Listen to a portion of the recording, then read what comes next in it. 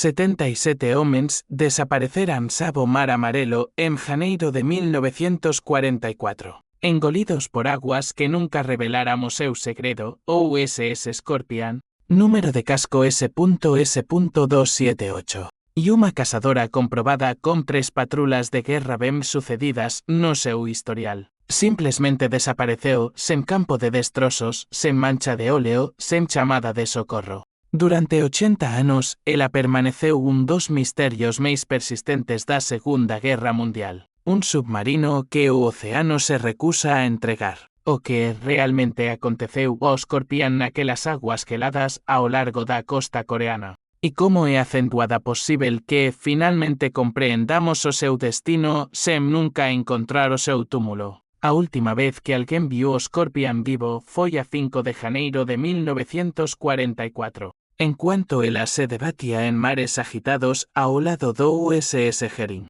Un tripulante tinha sofrido un brazo fraturado, e o encontro do submarino para o transferir para tratamento médico. Más ondas de 3 metros tornara miso imposible. O comandante Maximilian Melich Schmidt tomou a decisão. O Scorpion continuaría a súa patrula. Os dois submarinos separáranse na escuridão. Ninguém a verlla novamente. Nota rápida, filmagens e fotografías reais de submarinos específicos en tempo de guerra, sao limitadas. Por tanto, algumas imagens que verás ao representativas. Mostrando embarcações semelantes da clase Gato e cenas de aguas profundas que ajudan a dar vida a esta historia. Para entender o que foi perdido, é acentuada preciso saber o que era o Scorpion. Ela deslizou pelas rampas da Electric Boat Company en Grattan, Connecticut a 20 de julio, de 1942. Ela foi a quinta embarcação da Marina dos Estados Unidos a ostentar o non.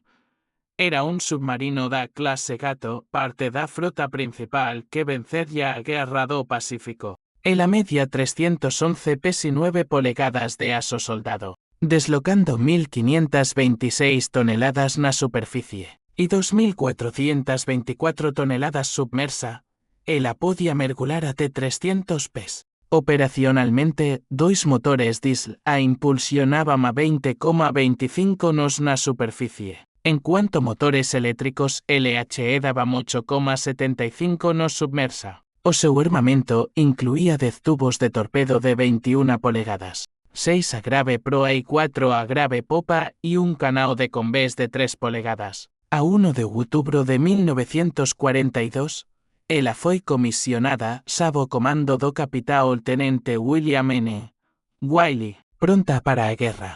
A primeira patrula do Scorpion foi lanzada en janeiro de 1943, enviándola para o mar da China Oriental. Numa fría mana de febreiro, ao largo do leste de Honshu, ela derramou o primeiro sangue.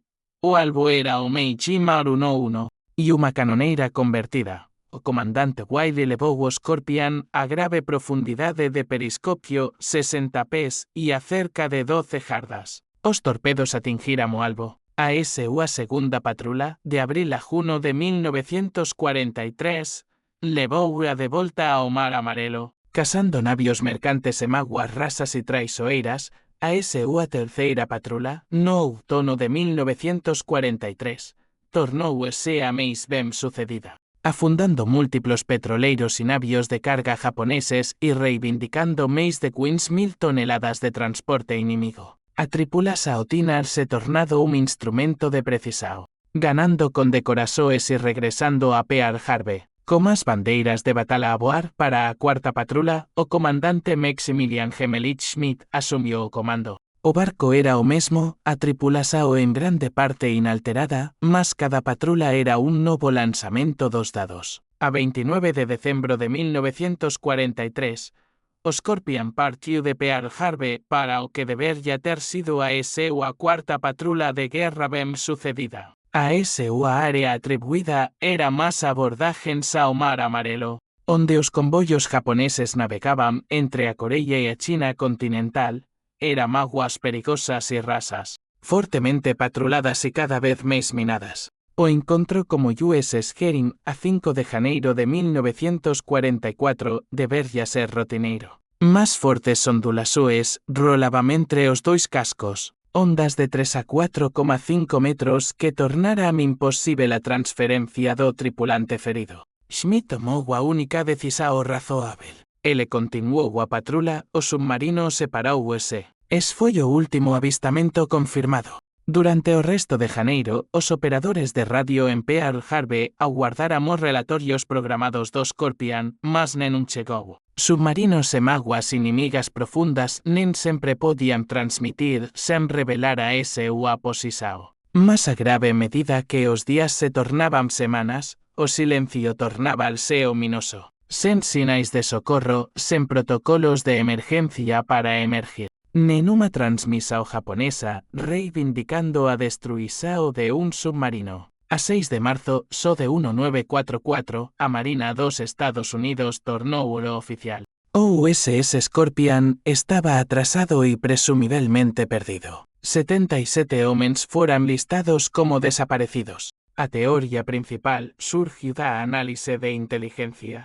Os japoneses tinan colocado novas barreiras de minas defensivas na entrada do Mar Amarelo, no final de decembro de 1943 e inicio de janeiro de 1944. A inteligencia naval estimou que estes campos representaban aproximadamente 10% de probabilidade de encontro para submarinos que transitaban na área. A avaliação era sombría, mas lógica. O Scorpion probablemente atingiu uma mina durante uma aproximação submersa, sofrendo inundações catastróficas en profundidade, sen tempo para emergir ou enviar un pedido de socorro. Uma detonação de mina contra un casco de presao a 60 metros. Inundaria compartimentos en segundos, mergulando o submarino para além da profundidade de colapso antes que alguén pudese reagir. Existían teorías alternativas, incluindo un ataque con cargas de profundidade nao registrado. Fala mecánica. O colisao como un monte submarino nao cartografado. Mas a teoría da mina detina o peso da evidencia. Após a guerra, investigadores americanos basculáramos registros navais japoneses capturados, procurando cualquier mensao de asoes anti-submarino no final de janeiro de 1944 perto da área de patrula do Scorpion. No encontraran nada, nen un ataque con cargas de profundidade registrado, nen un contacto de submarino reportado. O silencio nos registros inimigos. Reforzou a teoría da mina. Nas décadas seguintes, os esforzos de busca enfrentaran obstáculos esmagadores. O Mar Amarelo temió unha profundidade media de apenas 36 a 76 metros. Mas as condições sao de pesadelo. O río Amarelo despeja 1,6 mil millones de toneladas de sedimento anualmente, criando visibilidade quase nula abaixo de 24 metros. Bancos de areia movedizos remodelan o fundo constantemente. O sonar de barredura lateral moderno detectou múltiplas anomalías e mareas suspeitas. Nenuma confirmada como o Scorpion. O Mar Amarelo está repleto de destrozos de séculos de comercio marítimo y décadas de guerra, a pesar dos avanzos tecnológicos. Nenun local de naufragio definitivo foi localizado. O Mar Amarelo guarda o seu segredo. Mas a compreensao nao ven de encontrar algo. Mas de eliminar todo o resto. Historiadores forenses construíran un caso convincente que nos dizo que aconteceu ao Scorpion, con notável confianza. A lista de verificación forense é acentuada convincente. A última posición confirmada foi aproximadamente 37 graus norte, 124 graus leste en 5 de janeiro de 1944. Os registros japoneses nao contén relatorios de guerra antisubmarina que correspondan a grave área ou cronología do Scorpion, excluindo ataques con cargas de profundidade. Nenun sinal de socorro indica unha perda catastrófica e instantánea. No unha batala prolongada ou crais mecánica. Os registros de implantaxa ou de minas mostran barreiras colocadas na janela exacta en que o Scorpion desapareceu. As condições meteorológicas eliminan cenarios de perda a grave superficie. A fala mecánica é acentuada e improbável, dada a recente manutenção en Pearl Harbor. A análise estatística adiciona outra camada. 52 submarinos dos Estados Unidos foran perdidos durante a Segunda Guerra Mundial, 7 foran perdas confirmadas por minas. En janeiro de 1944, O mar amarelo tiene a mayor densidad de minas de toda a rota de patrulla do Scorpion. A avalia sao oficial do Comando de Historia e Patrimonio Naval lista. O Scorpion foi perdido debido a grave asao de minas inimigas no LS. Circuito de 6 a Queens de Janeiro de 1944. Como 85 a 90% de confianza. A evidencias en destrozos físicos tornarse a a propia forma de proba. A comprensao importa mesmo sen descoberta. Para as familias daqueles 77 homens, tería unha resposta após 80 anos tras un encerramento que a especulação interminável nunca conseguiría. Para os historiadores, valida o ambiente de ameaza táctica e demonstra como os métodos forenses poden resolver misterios antigos. A historia do Scorpion ilumina o custo máis amplo da guerra submarina. 22% da forza submarina dos Estados Unidos foi perdida, ou seja, 52 barcos de 288. Levando 3.505 homens a grave morte. O servizo de submarinos teve a maior taxa de baixas de cualquier ramo naval. O Scorpion representa a maioría silenciosa. Eran barcos perdidos sen batalas finais dramáticas. Sen testemunas dos seus momentos finais. Simplesmente desapareceran en cuanto facían o traballo máis perigoso da marina. O US Scorpion está protegido pela lei de embarcações militares submersas. Ela permanece territorio soberano dos Estados Unidos independentemente da localización física. E a perturbación no autorizada é acentuada prohibida. Ela é acentuada un túmulo de guerra consagrado o local de descanso final de 77 marineiros americanos. Eses homens temos seus nomes preservados no memorial dos submarinos en Pearl Harbor. A súa idade media era de 22 anos e eran de pequenas cidades e grandes metrópoles por toda a América. Homens comuns que se voluntariaran para un perigo extraordinario.